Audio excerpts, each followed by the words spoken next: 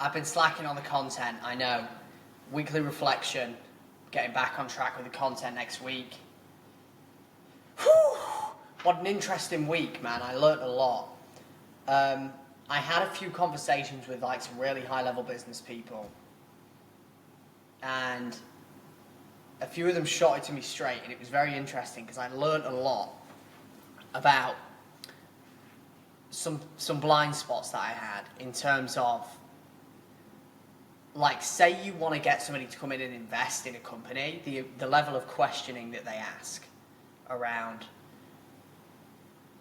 connecting the dots. So, like, he was breaking down, okay, profit, and then cash in the bank, and, like, connecting, like, 5 different dots, and then he was like, walk me through the math here. This doesn't add up.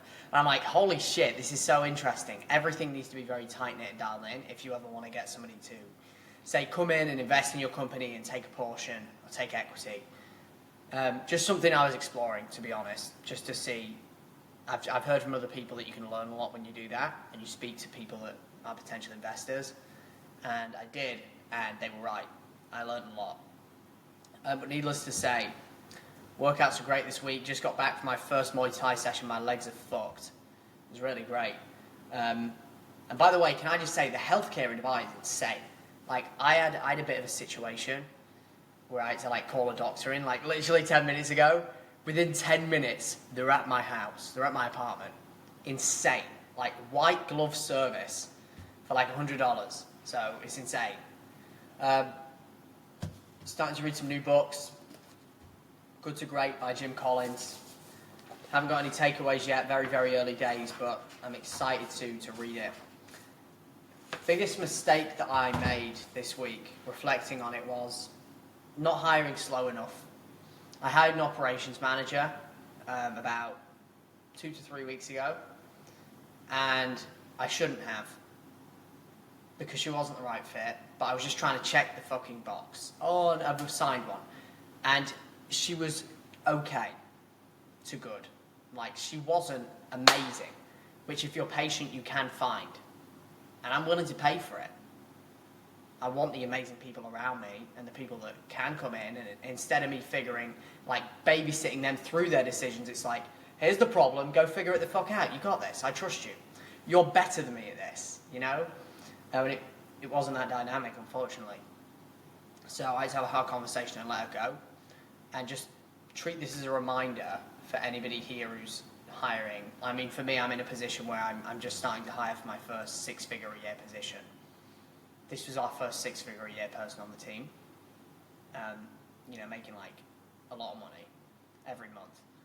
And it takes a big hole in the profit, but you absolutely need somebody for, like, operational management if you want to scale to, you know, 3, 4, 5, 6 million a year, because otherwise you as the founder, you're just going to burn out.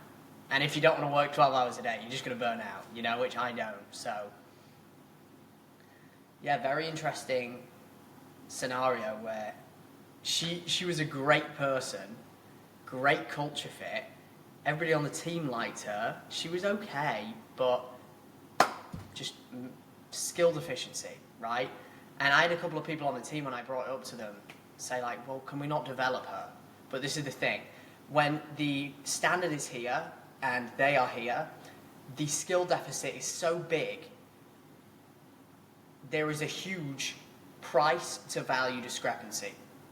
And that doesn't necessarily mean that, okay, we can work that value up that she creates and provides in the company up to the price so it matches.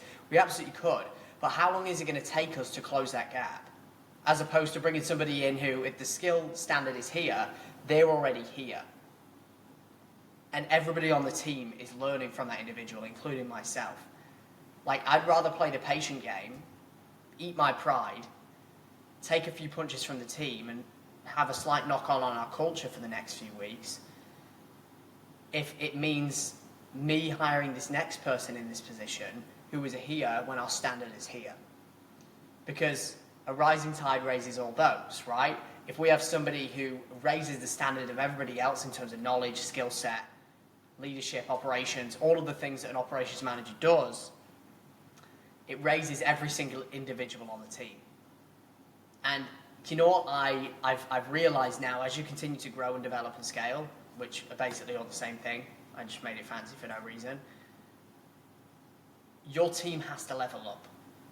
The team that got you to 5 figures isn't going to get you to 6, to 7, to 8. The same principle applies. You've got to shed team members in your life, much like you shed friends in your life. The chinks in the armour become so glaringly obvious. Like, I'm so confident that no matter what team lead I went to on our team and said, who are the biggest problems in our agency right now, everybody would probably say the same people. Because the chinks in the armour, the weak points in the company become so fucking obvious. It's usually a people thing. And the hardest people to get rid of are the people that are really great people, that are developing and growing, but they're just not good enough. Like, we've got a couple of people like that. They're just not good enough. And it sucks, but you have to do what's best for the business. So, yeah, going to be continuing MMA, Muay Thai. I'm going to be testing out a bunch of different martial arts over the course of next week, and hopefully going skydiving.